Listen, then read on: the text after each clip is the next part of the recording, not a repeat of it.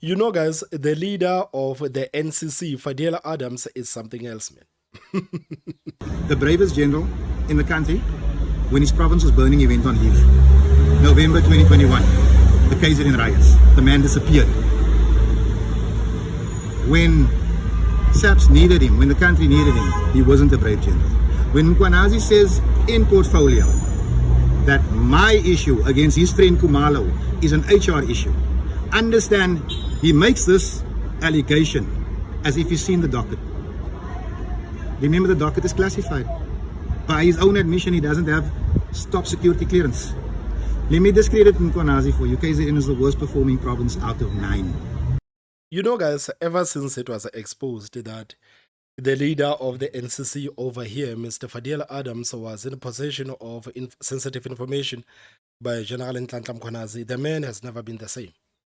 And Fadiel Adams, just like Kenukunene, tried to gaslight the South Africans by going on television to say, yes, I was in possession of that classified sensitive information, but I don't know who gave me that information. I think that information was slipped down my office door in Parliament. And when you sit down and think about it, there has to be CCTVs all over in Parliament. So if somebody is going to slip information down your office door, why can't you just go to the security to see who did that? Instead of doing that, Fadiel Adams started to go around with that classified information. Ever since it was exposed, the man has never been the same. He has never been the same. He has been trying his level best to discredit General Nhlanhla Mkhwanazi, and it's not working. If you want discreditation, I can play as petty and as personal as he wants to. Remember, he was a major general for 2 months. He was promoted to lieutenant general 2 months later. He became acting national commissioner 2 weeks later. This is the epitome of a politicized policeman. This man feels okay with us spending R500 million investigating 58 murders in KZN. He doesn't say anything about the anti-gang unit dealing with 3,000 murders in the Cape Flats. I mean, like, it's starting to be sad, man. It's starting to be sad to look at what is happening with Fadiel Adams. And at this point, the Parliament might as well build an office for Fadiel Adams at the nearest police station, because it seems like the police station is the new favorite spot for Fadiel Adams to chill at. Instead of doing his parliamentary work, the man is just chilling at the police station, just opening cases against people for fun. And I must say that it scares me, man. It scares me that one day I'm going to wake up and I will be told that Thomas, the leader of the NCC, has opened a case against you. This just shows how much time this guy spends in the police station. And when this guy goes to Madlanga Commission, I hope that the evidence leaders are going to try to get to the bottom of where Fadiel Adams got that sensitive information, because I don't believe that story that he told the South Africans that somebody just slipped that information down his office door in Parliament and he doesn't know who that person is. I hope that the evidence leaders are going to try to get to the bottom of this. I hope so. So you remember last week, guys, General Nhlanhla Mkhwanazi withdrawn the allegations that he made against Bheki Cele, that Bheki Cele was paid by Vusimusi Ketmatlala.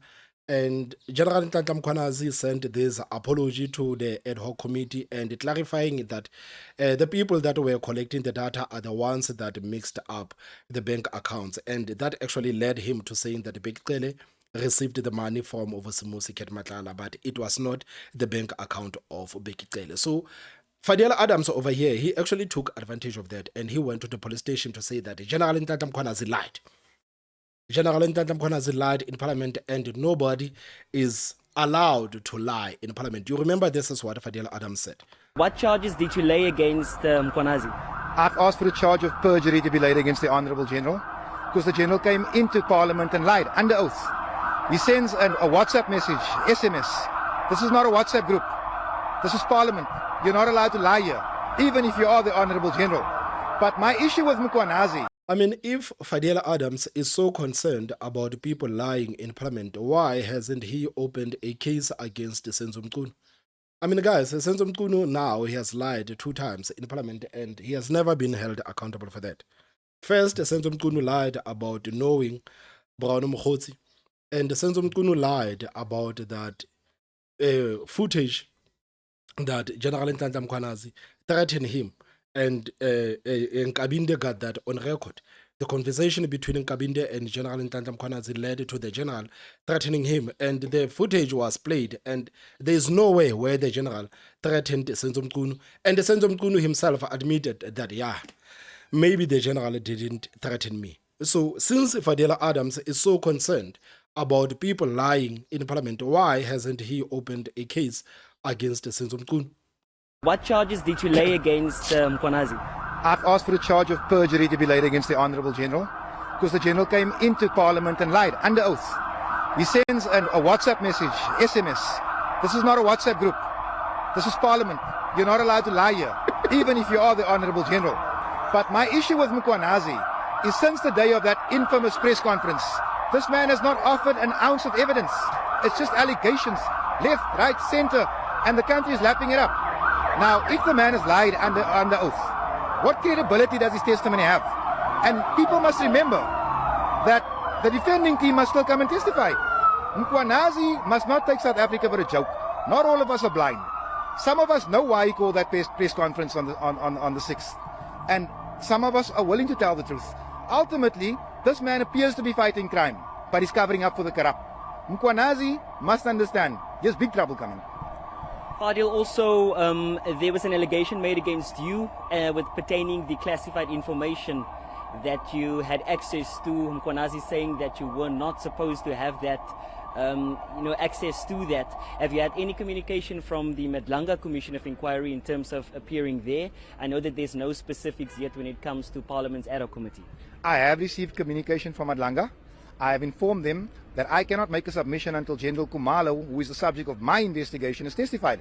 Remember, he apparently got sick a day into testimony. So I can't say anything until I hear what he's got to say.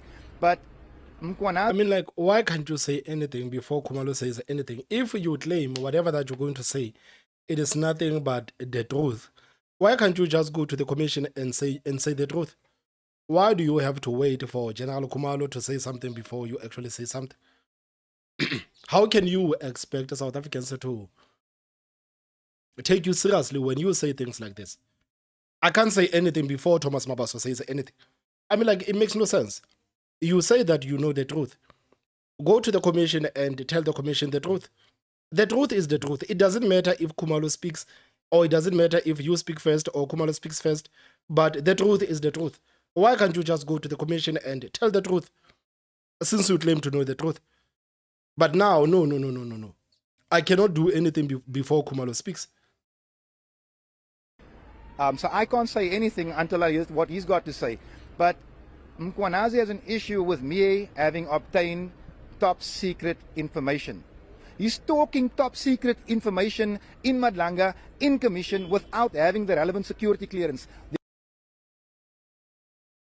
Africa understand, your provincial commissioner does not have top secret classification, which means he's not supposed to receive top secret classified documents, which means he can't dispense a budget properly, he can't work out a strategy properly, he can't give directive properly because he doesn't have access to top secret information. Or does he?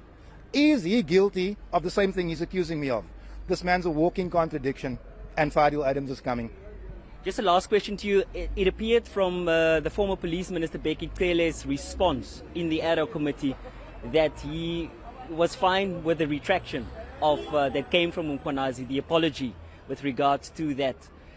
Just in that light, are you still ventured to the police station while it appeared as if the former police minister he made a mistake, and I'm fine with that? Of course Bheki Cele is going to cover up for Mkhwanazi.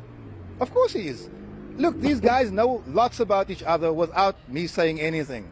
Of course he's going to try and smother this thing right there. I'm not going to. Bheki Cele is not Parliament. Fadiel Adams is not Parliament. You do not come and lie to Parliament and think you can get away with it. Bheki Cele, in my view, is a big part of the reason why I can't get an immediate case number right here, because the computers are down. Remember, Mkhwanazi admitted to Parliament that crime intelligence has bought a Lamborghini. That's against supply chain management policy. It's against every policy. Did he lay a charge? The general is aware of criminality in crime intelligence. Does he lay charges? No, he holds on to the information for years. This is the Honorable General, the savior of SAPS, Nhlanhla Mkhwanazi. So the general has actually responded. But before I go to the response of the general, I hope that Fadiel Adams understands that the media, the mainstream media, is not following him around because what he says is valuable. The mainstream media has been following Fadiel Adams around because of what he says about the General Nhlanhla Mkhwanazi.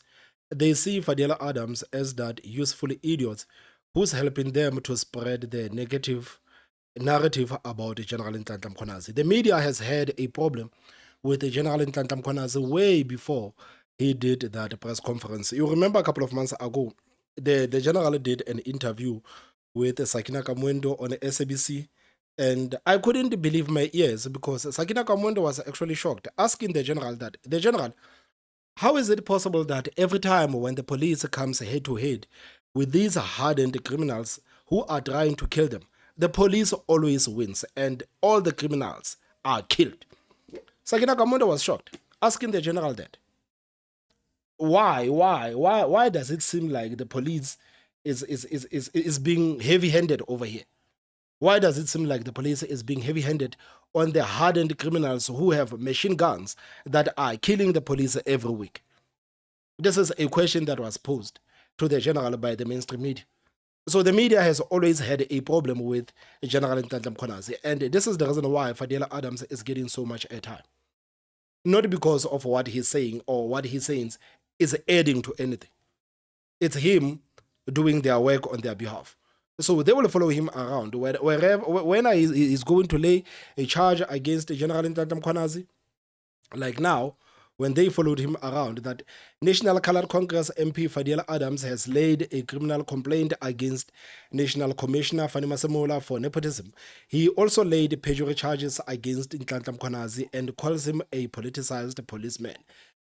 The media will always give you an airtime when you go so hard against General Nhlanhla Mkhwanazi.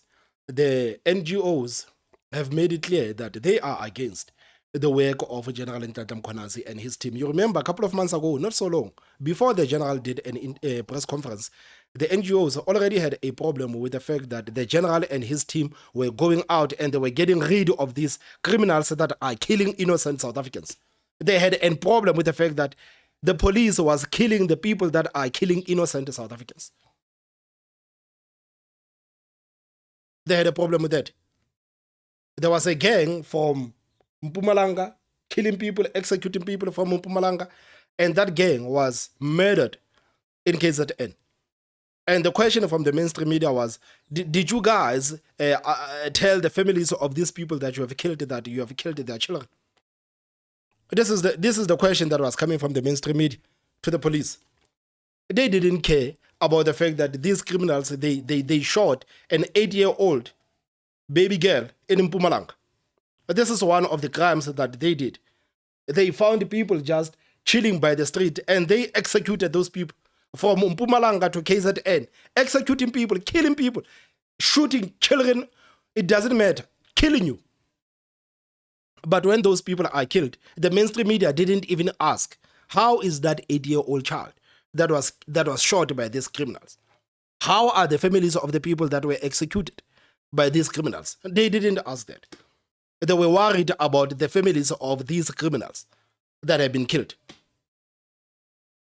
So I hope Fadiel Adams understands.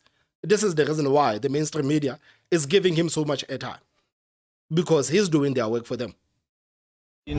So now, the general has come out to respond to all of these things that have been said by Fadiel Adams, because the man has been saying, and I don't know how many clips I saw last week alone of Fadiel Adams speaking about General Nhlanhla Mkhwanazi. So right now, it looks like the general says like, okay, let me just give him a bit of attention since he has been begging for this attention.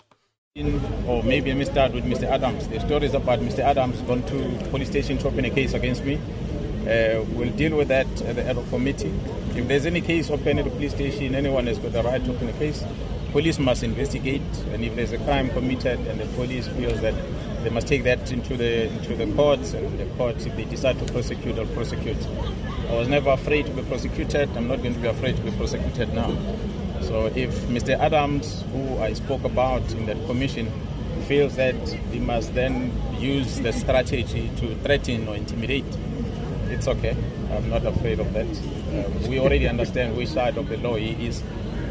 We already understand which side of the law he's in. That's a nice way of saying that Fadiel Adams is a criminal. That's a nice way of saying that Fadiel Adams is a criminal. I'm not afraid of that. We already understand which side of the law he is. We'll find each other at the right place. Let it happen. He must bring it on. I will never be afraid of it. I'm still going to go back, I'm told, back to the commission, to the other committee, so we'll appear there and go and explain. And as I've said before, what I presented before the citizen in July, I beg your pardon, was not my making alone. It was the South African Police Service members, hardworking men and women, who are frustrated. And I'm sure as we are watching what's happening in the commission, we get to hear more and more police officers talking about the frustrations. So I said in my presentation, I've said in my statement, what I'm talking about is information I have. Some of it I read on documents that I'm entitled to read. And some of it is information I received from the colleagues that briefed me on it. So as I presented, representing the men and women in blue, where there was any omission or error made, that was not intentional and it's going to be explained. We submit some statements, and I think maybe you might have missed the fact that what was spoken about in Parliament against what was in my statement are two different things. So maybe he needs to get my statement and read it and see where I wrote whatever that he went to open a case on, or as he's opening a case against what I said. What I said is coming from the team, and it's going to be explained when we go back to Parliament. We'll leave it like that. I can't comment about what's happening in the commission. Everyone is watching it as it unfolds. So what I've said before, what we are comfortable with as law enforcement is that at least that gives us a space to be able to do our work. Because all what we are crying for is an opportunity for us to do our work. So as we do our work and be allowed to do our work, that's the only opportunity that we are crying for. So at least we are seeing some activities happening now. We are quite happy with some of the things that are coming out, so that at least society get to see the frustration that men and women are facing on a daily basis as we go about their business. We always say police are only responsible for investigating crime, bringing the perpetrators to court. Someone else, another department, take it from there going forward. But if our efforts is frustrated one way or another, we have to find means to make sure that we are able to enforce the law. But if we are frustrated, like in this instance, in the extent that it happened, we were left with no options but to bring it to the attention of the public. And I'm glad the President took the decision he took to establish a commission. And I'm happy that Parliament is embarking on the process that they're busy with. That will help us all. So that's all we can comment on for now. So please, may I ask yourselves, your fellow colleagues, never to ask me any questions about the commission again, never to ask me any questions about what's happening in Parliament. It's a process of Parliament, it's a process of the head of committee of the President. I'm just a small part that to contribute a piece that I contributed, and the rest of our colleagues are appearing there, contributing their part. It's not about me, it's about the South African Police Service.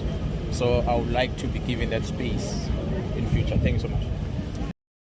You know, one thing that I do not understand is how is it possible that Sibia is a senior to Konazi?